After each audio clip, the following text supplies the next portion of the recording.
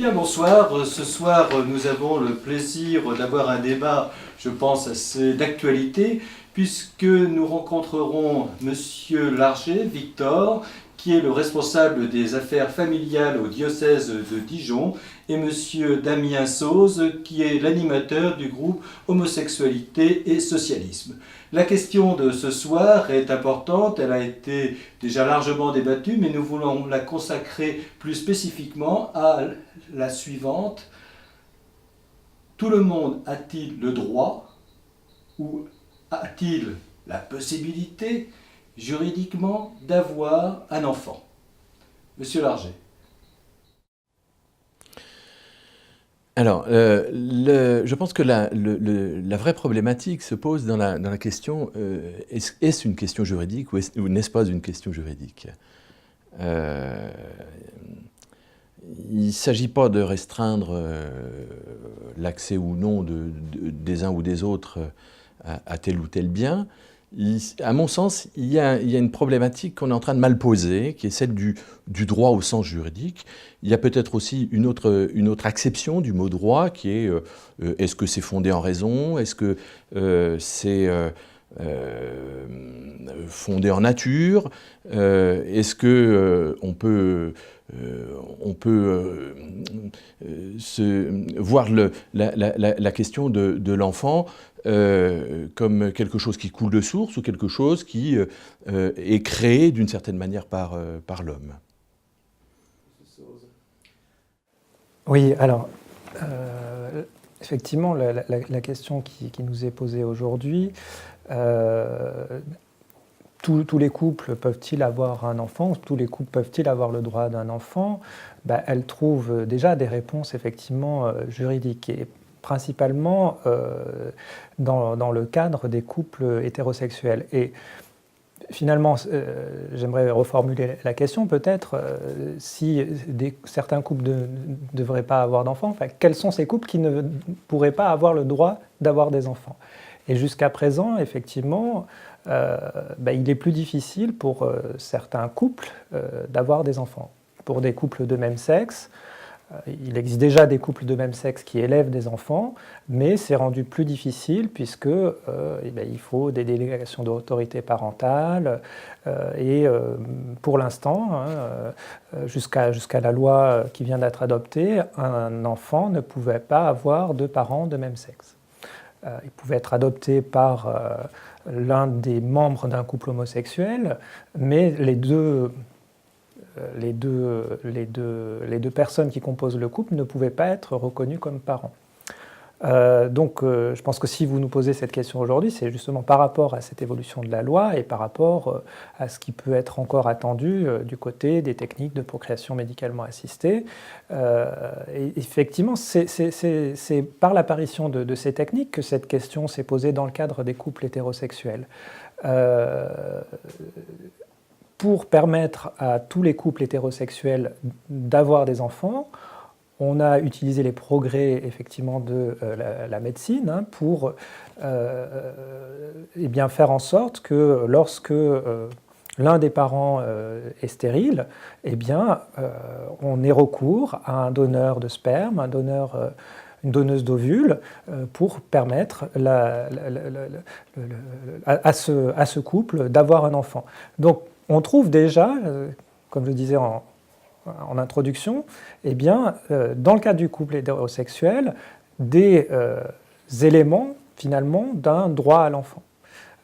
Et donc c'est la question que j'aimerais finalement poser à mon interlocuteur, c'est considérez-vous que certains couples ne mériteraient pas, n'auraient pas le droit d'avoir des enfants, d'avoir recours à ces techniques pour avoir des enfants? Voilà, mais je pense que la question est pas très bien posée. D'une part, effectivement, vous partez d'emblée dans l'ordre du droit. Et puis ensuite, vous me parlez de mérite. Alors, on a déjà deux choses qui sont très différentes. Je pense que l'ordre du droit, il suit quelque chose qui est en amont, alors qui est ce qu'on appelle l'éthique en particulier, ou la morale, selon le terme que vous voulez employer, Mais il y a en amont aussi un certain nombre de réalités aussi qu'on considère, qu'on regarde, et à partir desquelles on réfléchit.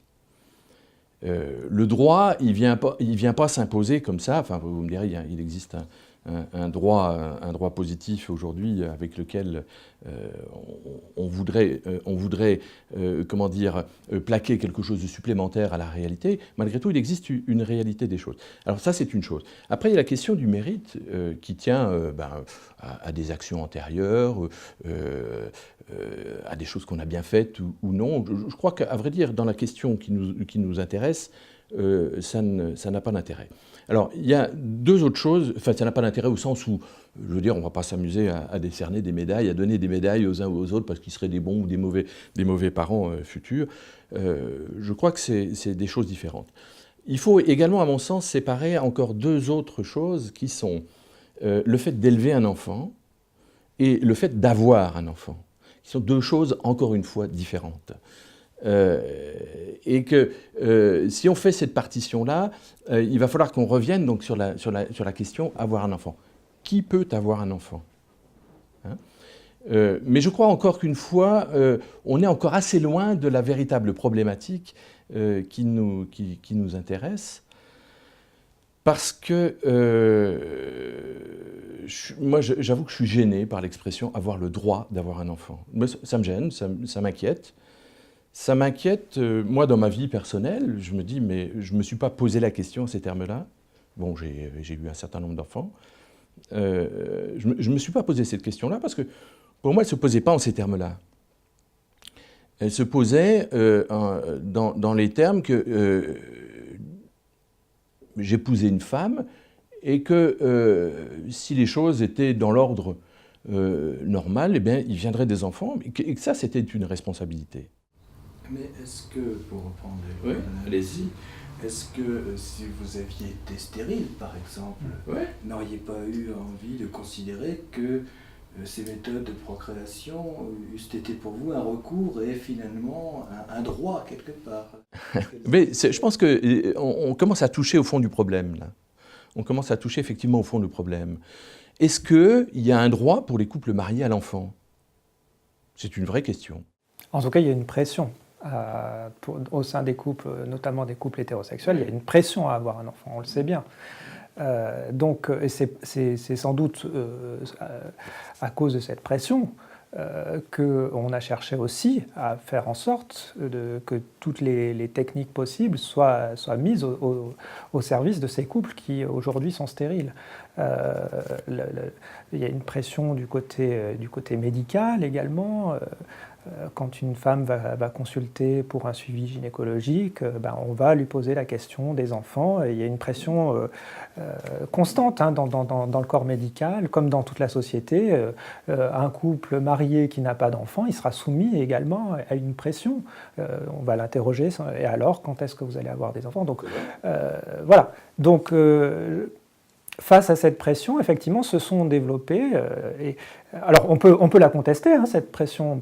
Et je suis le premier à dire que tout couple, si on formule encore une autre question, est-ce que tout couple devrait avoir des enfants? Ma réponse est clairement non.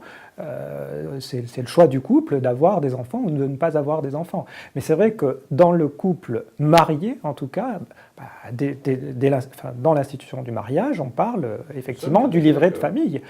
C'est la vraie problématique du mariage. Oui. C'est l'accueil des enfants. Oui. On est tout à fait d'accord. Donc, aujourd'hui, le mariage a été ouvert pour les couples de même sexe. Si cette institution convient à des couples de même sexe, si des couples de même sexe ont envie de s'engager dans la fondation d'une famille, de mon point de vue, je ne vois pas pourquoi ils n'auraient pas accès aux mêmes techniques qui vont faciliter leur projet de fonder une famille. Prenez des projets parentaux aujourd'hui, dans le cadre de couples de même sexe, quelles sont les possibilités qui leur sont ouvertes aujourd'hui? Soit pour un couple de lesbiennes d'aller en Espagne ou en Belgique pour se faire inséminer, soit des projets de coparentalité entre un couple homosexuel masculin puis un couple de lesbiennes. Mais la procréation n'est pas cette fois médicalement assistée, mais ça se fait de manière artisanale, puisqu'on refuse, en tout cas en France, d'aider ces couples dans l'insémination. Ça se fait de manière complètement artisanale. Donc voilà, à partir du moment où on constate que des femmes sont obligées d'aller à l'étranger, qu'on est obligé de faire de la procréation artisanale, la question, c'est pourquoi ne pas autoriser ces techniques qui sont aujourd'hui disponibles dans le cas des couples hétérosexuels et qui pourraient faciliter le fait de fonder une famille pour des couples homosexuels. Essentiellement des couples lesbiennes, quand même. Non, pas seulement des couples de... Enfin, il y a toujours effectivement un couple de lesbiennes qui intervient. Si effectivement on a un projet de coparentalité entre un couple homosexuel masculin et un couple homosexuel féminin, eh bien, l'un des membres du couple homosexuel masculin va donner son sperme pour que l'une des femmes soit inséminée avec ce sperme. Et donc aujourd'hui, ça se pratique de manière artisanale. Donc pourquoi, à partir du moment où ça pourrait se faire dans de meilleures conditions, encadrées médicalement, pourquoi on n'autoriserait pas ça? Alors, je suis un peu gêné parce que vous revenez sans cesse sur cette question du droit. Mais à vrai dire, moi, ça ne me suffit pas. Encore une fois, il faut bien distinguer ce qui est de l'ordre d'élever un enfant et ce qui est de l'ordre d'avoir un enfant. C'est la question de la filiation. C'est la question fondamentale, la filiation. Est-ce qu'une filiation, ça se décrète ou une filiation, ça existe? C'est la question du... Alors, moi, je vais vous raconter quelque chose. J'ai vu il y a quelque temps, je pense qu'il y a des personnes qui nous écoutent là, qui ont probablement vu ce reportage. J'ai vu il y a quelque temps un reportage sur les Lebensborn. Vous connaissez ça? Les Lebensborn, c'est les endroits où les SS venaient se reposer. Je cherche pas, mais l'expérience m'intéresse beaucoup, vous allez voir pourquoi. C'est des endroits donc, où les SS venaient se reposer, et il y avait des dames suffisamment blondes pour leur convenir, et il y a un certain nombre d'enfants qui ont été procréés comme ça, de façon programmée, exprès pour prolonger la race la race aryenne. Et puis dans ce reportage, alors à vrai dire, je ne sais pas si le reportage se portait exactement là-dessus, moi je l'ai pris en route.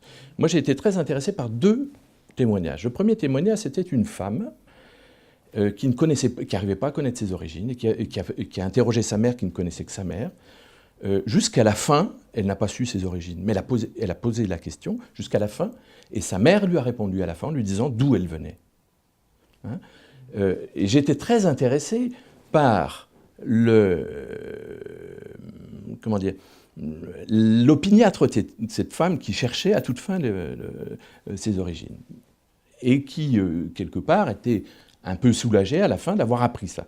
Et puis il y avait un deuxième témoignage que j'ai trouvé absolument poignant, qui était un homme qui, lui, n'avait pas connu ni sa mère ni son père, qui avait été élevé dans une famille, puisque un certain nombre de ces enfants-là, on les plaçait dans les familles, enfin j'ai compris ça à cette époque-là, et puis qui a cherché, puis à un moment donné, s'est rendu compte de ce qui s'était passé, et il a connu son père, c'est-à-dire son géniteur, c'est-à-dire celui qui avait donné le sperme. Et il s'est rendu compte que c'était un SS qui avait commis des crimes en Pologne. Et j'avais trouvé passionnant de voir cet homme-là aller voir des descendants des gens que son père avait torturés et mis, et de leur demander pardon au nom de ce père qu'il n'avait jamais connu. Je veux dire, l'exemple me paraît... moi, j'ai trouvé ça extrêmement poignant. Dans cette recherche de fond, on peut enlever toutes les circonstances particulières. Moi, ce qui m'intéressait, c'est de voir que des gens qui ne connaissaient pas leurs parents les cherchaient à toute fin, et puis que, deuxièmement, non seulement ils les cherchaient à toute fin, mais ils étaient capables d'endosser, à travers les années, la responsabilité de leurs parents. Et ça m'a passionné. Je veux dire qu'il y a quelque chose dans la filiation, je termine là très rapidement, je veux dire qu'il y a quelque chose dans la filiation qui est de l'ordre non seulement d'un projet qu'on peut avoir. Là, en l'occurrence, ces gens-là avaient un projet bien particulier, dont les enfants n'ont pas du tout rendu compte. Un projet, entre le projet, et puis quelque chose qui est de l'ordre de la chair, qui se communique de l'un à l'autre. enfin, voilà, la question de la filiation, c'est toujours est-ce que la filiation c'est un concept biologique ou est-ce que c'est une construction sociale? Bon, il y a bien entendu du biologique. Il y a les deux, mais je pense que petit à petit, nos sociétés ont quand même appris à se dégager du biologique, à ne pas fonder toute la société sur les distinctions biologiques. Pendant longtemps, la domination masculine a été entretenue par des critères biologiques. Bon, si aujourd'hui les femmes se sont émancipées en grande partie de cette domination, enfin, qui peut perdurer dans certaines parts de la société, mais on peut quand même considérer que c'est un progrès. Alors, pour ce qui est de la filiation, il me semble que c'est sans doute abusif de vouloir toujours amener toute filiation à du biologique. Et inversement. Oui. Parce que la problématique, oui. Aujourd'hui, personne ne propose de gommer la biologie. Et les partisans de l'ouverture des techniques de procréation médicalement assistée aux couples homosexuels peuvent encore moins se permettre de nier la biologie que les utilisateurs actuels de ces techniques dans le cadre de couples hétérosexuels. Parce qu'on a souvent entendu dans le débat actuel, on ne ment pas aux enfants. Il n'est pas question pour des couples homosexuels de mentir aux enfants. Les enfants vont avoir des cours de biologie, ils sauront très bien qu'on ne peut pas générer des enfants sans la rencontre d'un gamète femelle et d'un gamète mâle. D'accord ? Donc il est impossible pour un couple homosexuel de mentir aux enfants. Par contre, il est tout à fait possible aujourd'hui, dans le cadre de couples hétérosexuels qui ont recours à ces techniques, de mentir aux enfants. Alors, on ne ment pas aux enfants dans le sens où on ne va pas leur dire qu'ils ne sont pas issus de la rencontre d'un gamète mâle et d'un gamète femelle, mais il est possible quand même de leur mentir en disant que le gamète mâle vient du papa qui a élevé les enfants et que la gamète femelle vient de la maman qui a élevé les enfants, ce qui peut être faux dans certains cas. Ce qui ne sera pas possible dans le cadre d'un couple homosexuel. Donc, c'est pour ça que, effectivement, on ne la nie pas, la biologie. La filiation, elle arrive bien sûr, elle arrive par la biologie, mais après, la question c'est de savoir sur quoi est fondée la famille. Est-ce que la famille doit être fondée uniquement sur les liens biologiques ou est-ce qu'on peut constituer des familles à partir de projets parentaux? Et je pense que ce qui est essentiel dans les recherches, quand les enfants se posent des questions sur qui sont leurs parents, c'est le projet, c'est qui a été à l'origine de la conception des enfants. Après, il peut y avoir intervention d'un tiers dans ce projet, mais la question fondamentale, il me semble, c'est qui a voulu me concevoir. C'est justement, en quelques mots, puisque le temps tourne très vite, cette question à laquelle je vous propose tous les deux brièvement d'apporter une réponse. Est-ce qu'effectivement, la famille doit se fonder sur la biologie ou sur un projet, enfin, cette image que vous évoquiez tous les deux? En quelques mots, quelle est... Je crois que ça n'est pas encore là-dessus qu'elle va se fonder. Ce qui fonde la famille, c'est la possibilité qu'arrive un enfant et la responsabilité que ça implique. C'est-à-dire que c'est l'enfant qui est au cœur de la problématique. Ce n'est pas le droit qu'on en a. Il n'y a pas de droit à l'enfant. L'enfant n'a que des droits. Il n'y a que lui qui a des droits. Et il a tous les droits sur la famille. Alors, il va apprendre au fur et à mesure qu'il y a des limites à ce droit, mais au départ, il n'y a que le droit. Il y a un philosophe, Hans Jonas, qui est un philosophe de l'écologie, qui dit bien ça. Il dit que la responsabilité de chaque adulte est immédiatement interpellée lorsque un enfant vagit, même s'il est tout seul en plein désert.